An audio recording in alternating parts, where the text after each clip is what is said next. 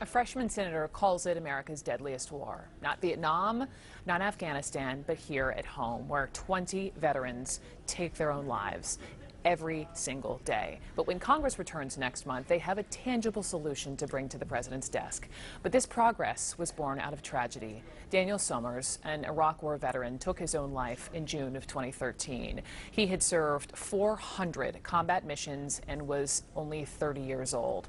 Daniel left behind a suicide note that made headlines for being, as one journalist put it, devastating in its eloquence. Daniel's parents chose to share their son's letter to expose, in his own words, the many times the VA failed him and his attempts to seek help. And so Daniel's father, Howard, shared some of that letter with me on this show back in 2014. The illness I have has caused me pain that not even the strongest medicines could dull, and there is no cure. All day, every day, a screaming agony in every nerve ending in my body. It is nothing short of torture. My mind is a wasteland filled with visions of incredible horror, increasing depression, and crippling anxiety, even with all of the medications the doctors dare give. Simple things that everyone else takes for granted are nearly impossible for me. I cannot laugh or cry. I can barely leave the house. I derive no pleasure from any activity. Everything simply comes down to passing time until I can sleep again.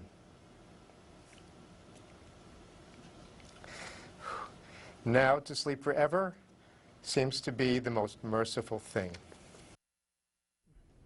I will never forget him reading that on the show. For Howard and Jean, the pain of losing Daniel ignited an urgent life mission. They met with other veteran groups. They testified on Capitol Hill, and in June of this year, Arizona Senator Kyrsten Sinema introduced the Daniel Somers Network of Support Act.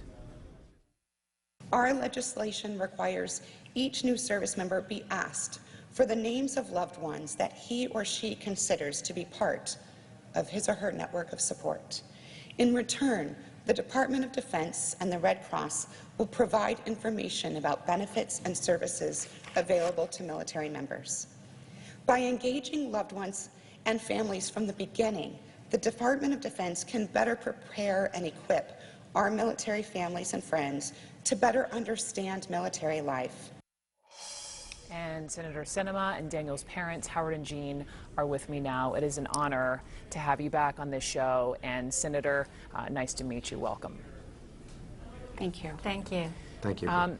Howard, let me just start with you, because it's been 6 years now since Daniel took his own life, and the solutions in this bill seem to be born out of, stemming from the frustration that Daniel encountered when he was seeking help. So can you just first remind people who aren't as familiar with your story of some of the obstacles he faced and how this bill would mitigate them for others? Thank you, Brooke. Daniel's obstacles started when he first came home and tried to approach the VA and get help. He was in a situation where he was National Guard. He was told, because he was in active ready reserve, though he was still deployable, that he'd have to go to a DOD hospital. DOD told him he had to go to VA hospital. That was eventually resolved, and VA is now taking people as they present at the door. Other issues were lack of psychological treatment at the Phoenix VA. Senator Sinema has actually called Daniel the first whistleblower in Phoenix, because with his experiences, with the letter, everything came out about Phoenix VA and the issues that they were having at that time. And so we did not know, I'm sorry. No, go ahead. We did not know how to help Daniel. We did not know how to approach Daniel. Yeah. He didn't know where to get help except at VA. We didn't know where we ourselves could get help or we could send Daniel for help. And that has what has been our initiative, has been our driving force with this legislation. For years. I mean, I've been in touch with you two since that interview, and I'm so grateful for that. And I know you talked about Kirsten Sinema for years. And so here, Senator, I know much was made about your Senate victory for all kinds of political reasons. And so here you are now, and there's this whole host of issues, right, that you could take on from Arizona. So you tell me, what was it about these two phenomenal people sitting to your left? What was it about Daniel's story that made you decide this will be my first mission, my very first Senate floor speech? Well, Brooke, I was really honored to meet Howard and Jean shortly after we lost Daniel. He was my constituent when I was a member of the U.S. House of Representatives.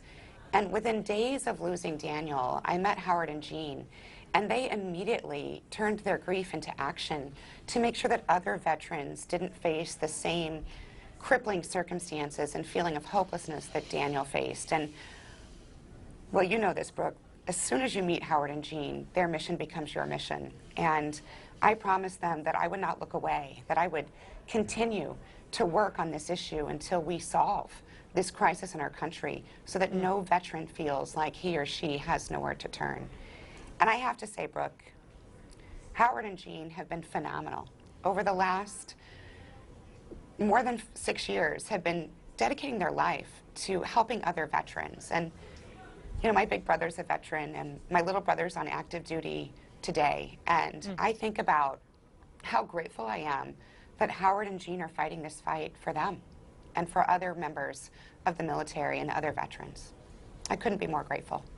They are, and we should all be, right? We should all be grateful. And Jean, to you, then Congresswoman Sinema in 2016, she mentioned, introduced, and then the president signed the Daniel Somers Classified Veterans Access to Care Act. Can you just tell me how that law, she talks about the gratitude, tell me about the action, how that's helped veterans who had such strict clearances like Daniel?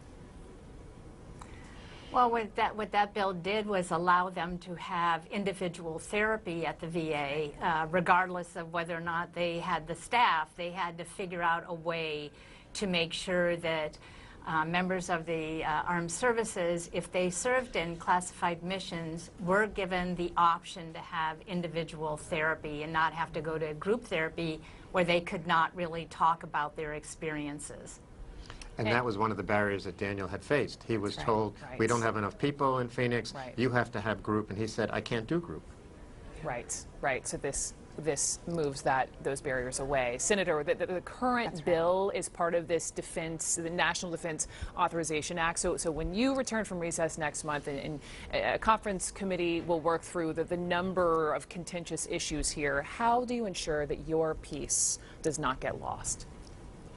Brooke, I feel 100% confident that our piece of legislation that's currently part of the NDAA will stay in the legislation, will get passed up to the president, and I feel completely confident he will sign it into law. There is shared bipartisan support for this effort in the Senate and in the House, and that is partly due to Howard and Jean's tenacious work over the years of building relationships and building trust with people and being willing to continuously share Daniel's story. It's also because there is bipartisan recognition that this is a crisis in our country, that we let the men and women of our country down when we don't do our best to help prevent veteran suicide. So this will get through, it will get passed, and it will be signed into law. I feel very confident of that. And we'll talk again when that happens. Howard and Jean, I just want to end with the two of you. If there is a parent of a military man or woman who is preparing for their homecoming or worried about that transition back to civilian life, what is your message to them today? Wow. That's a tough question, Brooke. I think what you have to do is you have to educate yourself. When what our legislation is going to do is it's going to educate these folks. But what you have to do now is educate yourself as to what transition issues, what transition programs are available, and what the VA has to offer as well. And don't stop. Don't stop. Just keep looking. Just keep searching. Ask anybody you can. Approach people who've been through it, and don't be afraid to ask questions and to approach your elected representatives, because it's ultimately their responsibility to make sure that this information gets disseminated.